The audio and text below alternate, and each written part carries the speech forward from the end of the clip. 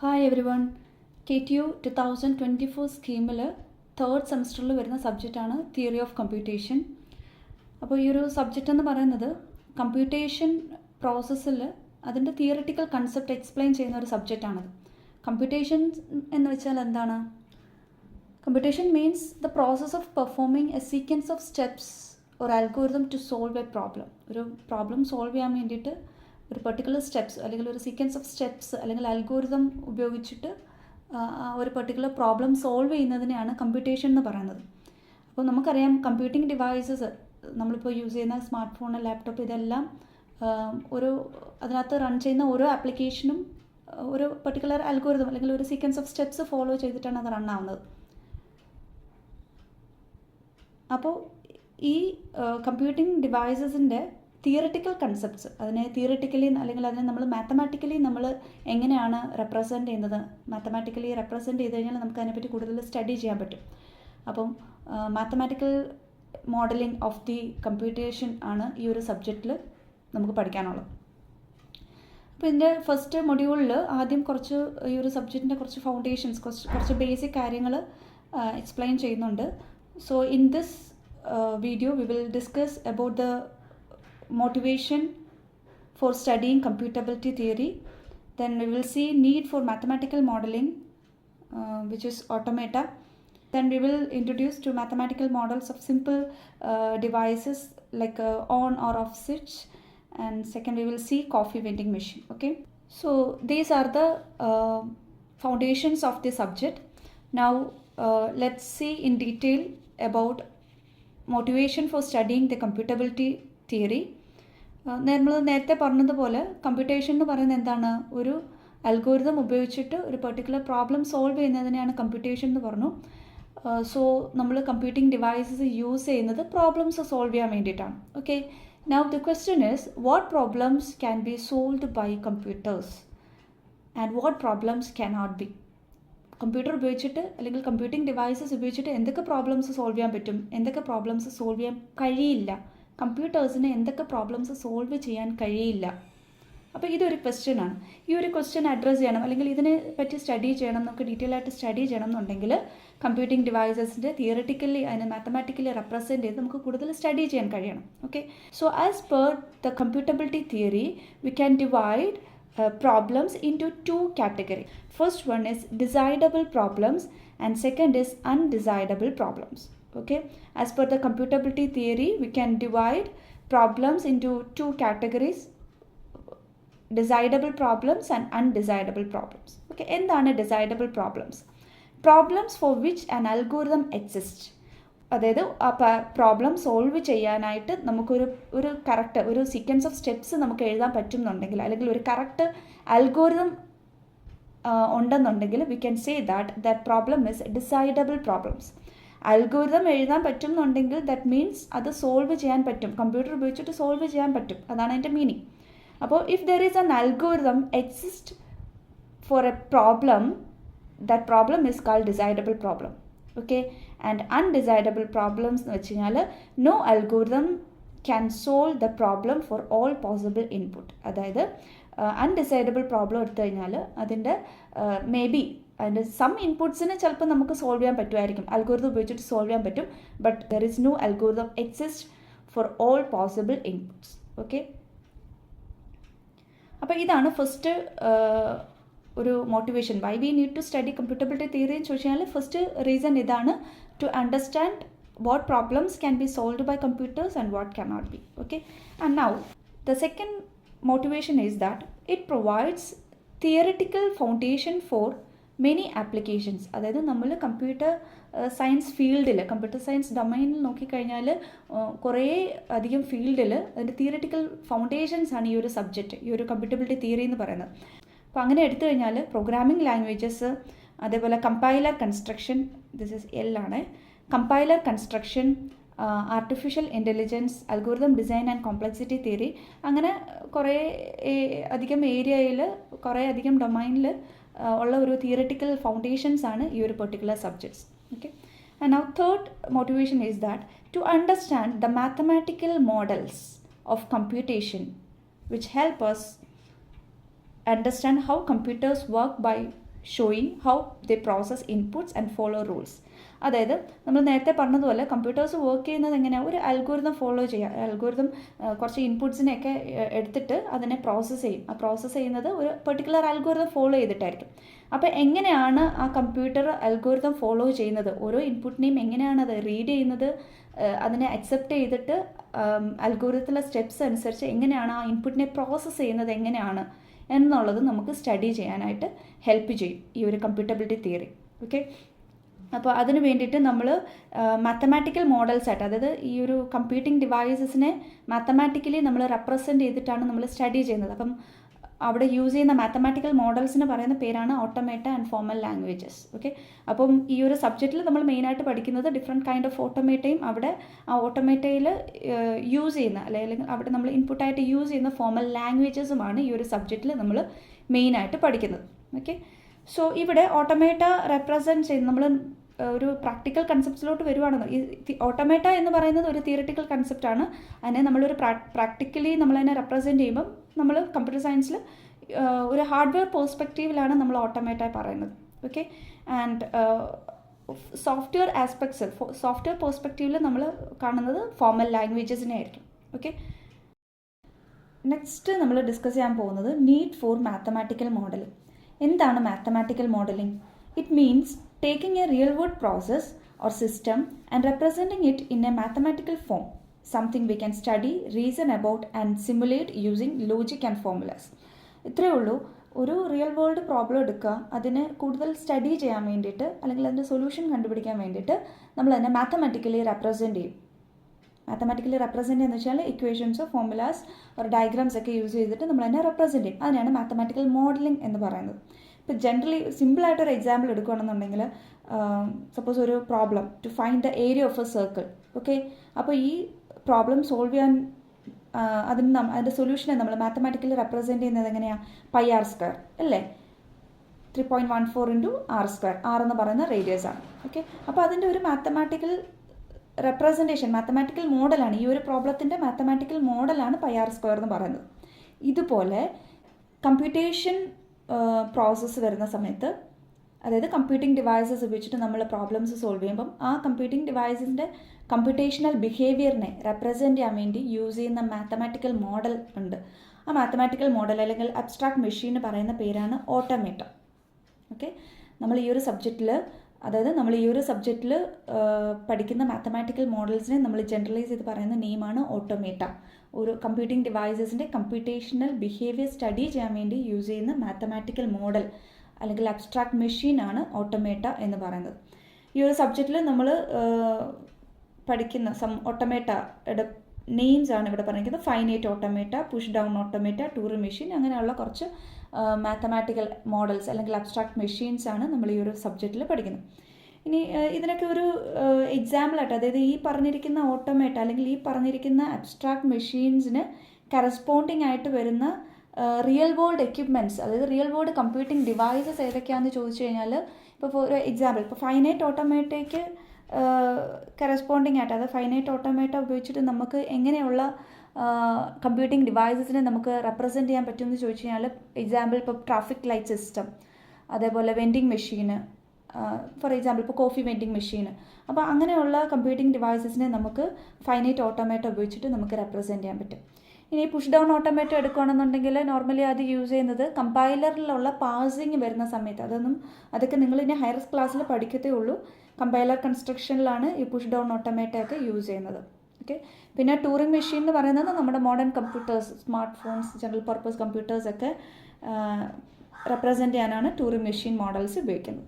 Okay, no, അപ്പോൾ എന്താണ് why we need mathematical modeling എന്ന് ചോദിച്ചു കഴിഞ്ഞാൽ, അതിനെ മാത്തമാറ്റിക്കലി കമ്പ്യൂട്ടിംഗ് ഡിവൈസസിൻ്റെ കമ്പ്യൂട്ടേഷണൽ ബിഹേവിയറിനെ സ്റ്റഡി ചെയ്യാൻ വേണ്ടിയിട്ട് നമ്മൾ മാത്തമാറ്റിക്കലി അതിനെ റെപ്രസെൻറ്റ് ചെയ്യുന്നു. So automata simplify complex computational systems into manageable mathematical models. Okay.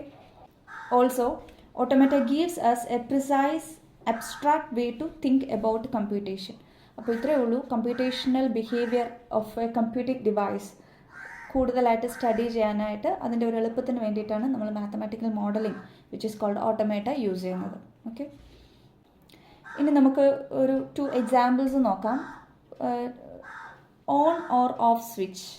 അതായത് ഓൺ ഓർ ഓഫ് സ്വിച്ച് എന്ന് പറയുന്നത് നമ്മുടെ ഡെയിലി ലൈഫിൽ നമ്മൾ ഏത് കമ്പ്യൂട്ടിംഗ് ഡിവൈസസ് എടുത്താലും അതിനകത്ത് ഒരു ഓൺ ഓർ ഓഫ് സ്വിച്ച് ഉണ്ടാവും. ഈവൻ നമ്മൾ സ്മാർട്ട് ഫോൺ എടുക്കുമ്പോൾ നമ്മൾ ആദ്യം അതിൻ്റെ പവർ ബട്ടൺ അല്ലെങ്കിൽ അതിൻ്റെ ആ ഓൺ ഓർ ഓഫ് സ്വിച്ച് ആയിരിക്കും നമ്മൾ പ്രസ് ചെയ്യുന്നത്. അപ്പോൾ അത് പ്രസ് ചെയ്യുന്ന സമയത്ത് അല്ലെങ്കിൽ അത് പുഷ് ചെയ്യുന്ന സമയത്ത് എന്താ സംഭവിക്കുന്നത്? ആ സ്ക്രീൻ ഓൺ ആവും അല്ലേ. ദെൻ എഗെയിൻ അത് വീണ്ടും ഒന്നും കൂടെ പ്രസ് ചെയ്യുന്ന സമയത്ത് സ്ക്രീൻ ഓഫ് ആവും അല്ലേ. അപ്പോൾ അതിന് ഈ ഒരു സിസ്റ്റത്തിന് അല്ലെങ്കിൽ ഈ ഒരു സ്മോൾ ഡിവൈസിന് ഓൺ ഓർ ഓഫ് സ്വിച്ചിനെ നമ്മൾ എങ്ങനെ മാത്തമാറ്റിക്കലി അല്ലെങ്കിൽ ഓട്ടോമേറ്റ് ഉപയോഗിച്ചിട്ട് എങ്ങനെ മാത്തമാറ്റിക്കലി റെപ്രസെൻറ്റ് ചെയ്യും നോക്കാം. ഓക്കെ, അപ്പോൾ ഇവിടെ മാത്തമാറ്റിക്കൽ റെപ്രസെൻറ്റേഷനിൽ നമ്മളിവിടെ ഈ ഒരു ഡിവൈസിന് 2 സ്റ്റേറ്റ്സ് ഉണ്ടെന്ന് നമ്മൾ പറയും. വിച്ച് ഈസ് ഒരു സ്റ്റേറ്റ് എന്ന് പറയുന്ന ഓൺ സ്റ്റേറ്റും ആൻഡ് ദ അതർ സ്റ്റേറ്റ് എന്ന് പറയുന്ന ഓഫ് സ്റ്റേറ്റും. ഓക്കെ, ഇനി ഇതിനകത്ത് ഇൻപുട്ട് കൊടുക്കുന്നത് എങ്ങനെയാണ്? യൂസർ ഈ ബട്ടൺ, ഇവിടെ ഒരു ബട്ടൺ ഉണ്ടാവും. ആ യൂസർ ആ ബട്ടൺ പ്രസ് ചെയ്യുമ്പോഴാണ് നമ്മൾ ഇൻപുട്ട് കൊടുക്കുന്നത്. അതായത് ഇവിടെ 2 സ്റ്റേറ്റ്സ് ആണുള്ളത്, of and on. Initially V assume that the system is in the of state. Okay, അപ്പം ഇനിഷ്യൽ സ്റ്റേറ്റ് ഓഫ് ആയതുകൊണ്ട് നമ്മളതിനെ ഇവിടെ ഇങ്ങനെ സ്റ്റാർട്ട് എന്ന് എഴുതിയിട്ട് ഒരു ആരോ മാർക്ക് വെച്ചിട്ട് റെപ്രസെൻറ്റ് ചെയ്യും. ഇതാണ് ഇനിഷ്യൽ സ്റ്റേറ്റിനെ റെപ്രസെൻറ്റ് ചെയ്യാൻ വേണ്ടിയിട്ടാണ് നമ്മളിങ്ങനെ എഴുതുന്നത്. ഓക്കെ, അപ്പോൾ suppose initially the system is in of state, then എപ്പോഴാണോ യൂസർ ആ ബട്ടൺ പ്രസ് ചെയ്യുന്നത് അല്ലെങ്കിൽ ആ ബട്ടൺ പുഷ് ചെയ്യുന്നത്, ഒരു തവണ പുഷ് ചെയ്യുന്ന സമയത്ത് ആ സിസ്റ്റം ഓൺ സ്റ്റേജിലോട്ട് ട്രാൻസിഷൻ ആവും. ഓക്കെ, നൗ വൺസ് ഇത് ഓൺ സ്റ്റേജിൽ എത്തിക്കഴിഞ്ഞാൽ നൗ എഗെയിൻ വീണ്ടും ആ പുഷ് ബട്ടൺ പ്രസ് ചെയ്ത് കഴിഞ്ഞാൽ ഓൺ സ്റ്റേറ്റിൽ നിന്ന് എഗെയിൻ ദ സിസ്റ്റം ഓഫ് സ്റ്റേറ്റിലോട്ട് പോകും. ഓക്കെ, അപ്പോൾ ഓരോ തവണ പുഷ് ബട്ടൺ പ്രസ് ചെയ്യുന്ന സമയത്തും ഈ സിസ്റ്റം ഓഫ് സ്റ്റേജിൽ നിന്ന് ഓൺ സ്റ്റേറ്റിലോട്ടും ഓൺ സ്റ്റേറ്റിൽ നിന്ന് ഓഫ് സ്റ്റേറ്റിലോട്ടും സ്റ്റേറ്റ് ട്രാൻസിഷൻ നടക്കും. ഓക്കെ, അപ്പോൾ ഇവിടെ ഇൻപുട്ടിനെ റെപ്രസെൻറ്റ് ചെയ്യാൻ വേണ്ടിയിട്ടാണ് നമ്മളിവിടെ ഇങ്ങനെ ആരോ മാർക്ക് കൊടുത്തിട്ട് അവിടെ പുഷ് എന്ന് എഴുതിയിരിക്കുന്നത്. അപ്പോൾ പുഷ് എന്ന് പറയുന്നത് ബട്ടൺ പ്രസ് ചെയ്യുന്നത് തുല്യമായിട്ടുള്ള ഒരു ഇൻപുട്ടാണ് ഇവിടെ റെപ്രസെൻറ്റ് ചെയ്തിരിക്കുന്നത്. അപ്പം സിസ്റ്റം ഓഫ് സ്റ്റേജിലാണെന്നുണ്ടെങ്കിൽ ഓഫ് സ്റ്റേറ്റിലാണെങ്കിൽ പുഷ് ബട്ടൺ പ്രസ് ചെയ്യുമ്പോൾ അത് ഓൺ സ്റ്റേറ്റിലോട്ട് പോകും. And now if the button is in the on state, നമ്മൾ എഗെയിൻ പുഷ് ബട്ടൺ പ്രസ് ചെയ്യുന്ന സമയത്ത് അത് ഓഫ് സ്റ്റേറ്റിലോട്ട് പോകും. ഓക്കെ, അപ്പോൾ ഇതാണ് അതിൻ്റെ വർക്കിംഗ്. അപ്പോൾ നമുക്ക് ഈ ഒരു ഡയഗ്രാം, ഇതിനെ നമ്മൾ സ്റ്റേറ്റ് ട്രാൻസിഷൻ ഡയഗ്രാം എന്നാണ് പറയുന്നത്. ഈ ഒരു ഡയഗ്രാം ഉപയോഗിച്ചിട്ട് നമുക്ക് ആ ഒരു ഓൺ ഓർ ഓഫ് സ്വിച്ചിൻ്റെ വർക്കിംഗ് നമുക്ക് ഡീറ്റെയിൽ ആയിട്ട് സ്റ്റഡി ചെയ്യാനും ഡിസ്ക്രൈബ് ചെയ്യാനും കഴിയും. ഓക്കെ, ഇനി വേറൊരു എക്സാമ്പിൾ പറയുകയാണെന്നുണ്ടെങ്കിൽ coffee vending machine. Coffee vending machine ഇവിടെ ഇപ്പോൾ ഒരു അസംഷൻ നമ്മൾ എടുത്തിരിക്കുന്നത് 15 റുപ്പീസിന് കോഫി കിട്ടണം. ഓക്കെ, അതായത് നമ്മൾ ആ കോയിൻ ആ വെൻഡിങ് മെഷീനിൽ നമ്മൾ ഇടുന്ന കോയിൻ്റെ ടോട്ടൽ എമൗണ്ട് എന്ന് പറയുന്നത് 15 റുപ്പീസ് ആകുമ്പോൾ നമുക്കൊരു കോഫി കിട്ടണം. അപ്പോൾ ഈ ഒരു മെഷീൻ അക്സെപ്റ്റ് ചെയ്യുന്ന കോയിൻ എന്ന് പറയുന്നത് 5 റുപ്പീസ് കോയിനും 10 റുപ്പീസ് കോയിനുമാണ് ഈ ഒരു മെഷീൻ അക്സെപ്റ്റ് ചെയ്യുന്നത്. ഓക്കെ, അപ്പോൾ ഇതാണ് നമ്മുടെ അസംഷൻ. അപ്പോൾ അങ്ങനെയാണെന്നുണ്ടെങ്കിൽ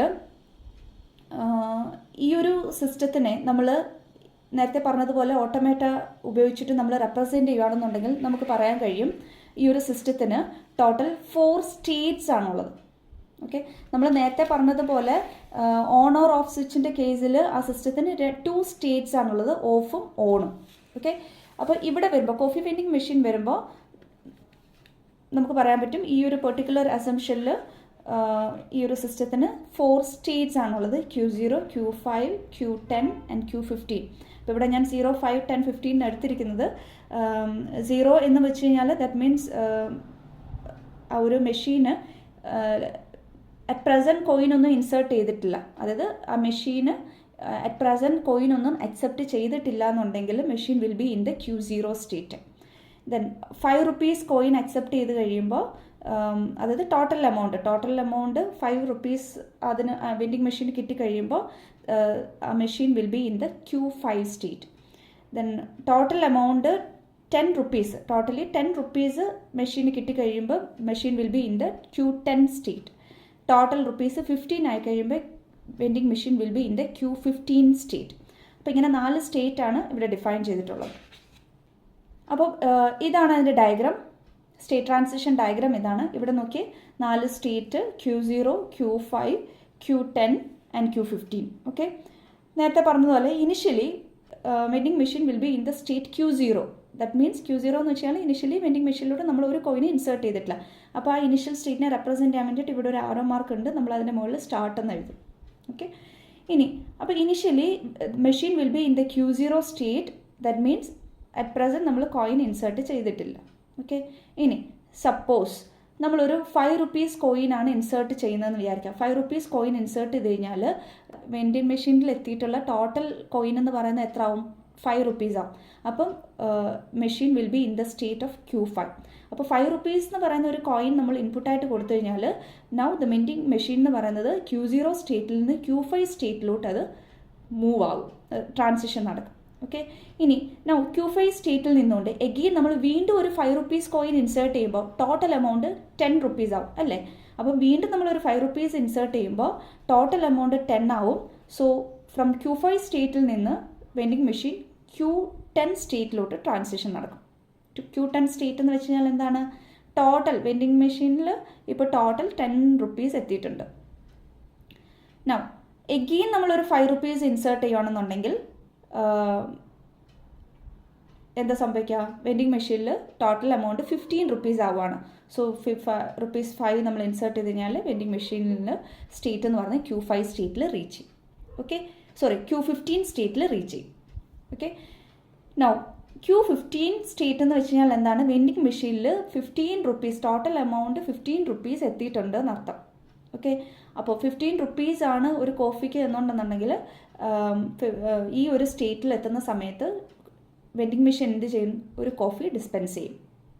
ഓക്കെ, നൗ എഗെയിൻ അതേപോലെ now initially vending machine is in Q0 state. Suppose നമ്മൾ ഇൻസ്റ്റെഡ് ഓഫ് 5 റുപ്പീസിന് പകരം നമ്മൾ ആദ്യമേ തന്നെ ഒരു 10 റുപ്പീസാണ് ഇൻസേർട്ട് ചെയ്യുന്നുണ്ടെങ്കിൽ വെൻഡിങ് മെഷീൻ എന്ന് പറയുന്നത് Q0 സ്റ്റേറ്റിൽ നിന്ന് Q10 സ്റ്റേറ്റിലോട്ടായിരിക്കും വരുന്നത്. കാരണം നമ്മൾ ആദ്യമേ തന്നെ ഒരു 10 റുപ്പീസ് കോയിൻ ഇൻസേർട്ട് ചെയ്തു. അപ്പോൾ അത് Q10 സ്റ്റേറ്റിലോട്ട് റീച്ച് ചെയ്യും. ഓക്കെ, നൗ Q10 സ്റ്റേറ്റിൽ നിന്ന് നമ്മൾ എഗെയിൻ വീണ്ടും ഒരു 5 റുപ്പീസോ അല്ലെങ്കിൽ 10 റുപ്പീസോ എന്ത് വേണമെങ്കിലും ഇൻസേർട്ട് ചെയ്ത് കഴിഞ്ഞാൽ അത് Q15 സ്റ്റേറ്റിലോട്ട് മൂവ് ആവും. ഓക്കെ, ഇപ്പോൾ 5 റുപ്പീസാണ് ഇൻസേർട്ട് ചെയ്യുന്നതെന്നുണ്ടെങ്കിൽ ടോട്ടൽ എമൗണ്ട് 15 ആവും. സോ Q15 സ്റ്റേറ്റിലോട്ട് പോകും. ഇനി അതല്ല നമ്മൾ 10 റുപ്പീസാണ് ഇൻസേർട്ട് ചെയ്യുന്നതെന്നുണ്ടെങ്കിലോ അപ്പോൾ 15നേക്കാട്ടും കൂടുതലുള്ള ഒരു എമൗണ്ട് ആവും, ടോട്ടൽ 20 റുപ്പീസ് ആവും. അപ്പോൾ നമ്മൾ അത് ഇവിടെ റെപ്രസെൻറ്റ് ചെയ്തില്ല, ഇത് കുറച്ചൊരു സിംപ്ലിഫൈഡ് ഡയഗ്രം ആയതുകൊണ്ട് 15 അല്ലെങ്കിൽ അതിൽ കൂടുതലോ എമൗണ്ട് വെൻഡിങ് മെഷീനിൽ എത്തിക്കഴിഞ്ഞാൽ ആ ഒരു സ്റ്റേറ്റിനെ റെപ്രസെൻറ്റ് ചെയ്യാനാണ് ഈ ഒരു Q15 എന്ന് പറയുന്ന ഒരു സ്റ്റേറ്റ് വരച്ചിരിക്കുന്നത്. ഒരുപാട് ഡീറ്റെയിൽ ആയിട്ട് പോകാത്തതുകൊണ്ട് ഇതൊരു സിംപ്ലിഫൈഡ് ഡയഗ്രം ആയതുകൊണ്ട്. ഓക്കെ, അപ്പോൾ ഇതാണ് അതിൻ്റെ ഒരു ഡയഗ്രം. അപ്പോൾ ഇവിടെ ഇനിഷ്യൽ സ്റ്റേറ്റ് എന്ന് പറയുന്നത് Q0 ആണ്. ഫൈനൽ സ്റ്റേറ്റ് അതായത് എപ്പോഴാണ് കോഫി ഡിസ്പെൻസ് നടക്കുന്നത്?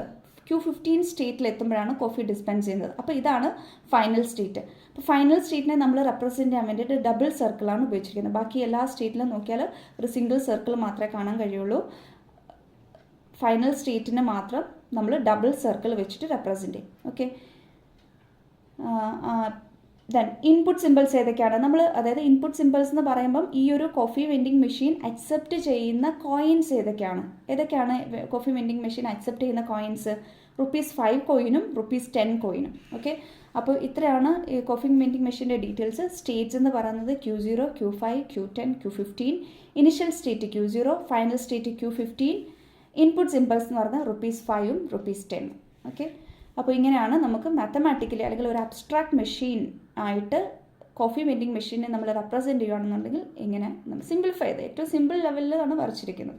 ഓക്കെ, അപ്പോൾ ഇത്രയാണ് ഫൗണ്ടേഷൻസ് ഓഫ് ജസ്റ്റ് ബേസിക് മാത്രം. എന്താണ് ഓട്ടോമേറ്റ എന്താണെന്നും ഓട്ടോമേറ്റ എന്തിനാണ് ഉപയോഗിക്കുന്നത്, മാത്തമാറ്റിക്കൽ മോഡലിൻ്റെ ഇമ്പോർട്ടൻസ് എന്താണെന്നുള്ളതാണ് ഇത്രയും നമ്മൾ ജസ്റ്റ് ഒന്ന് പഠിച്ചത്.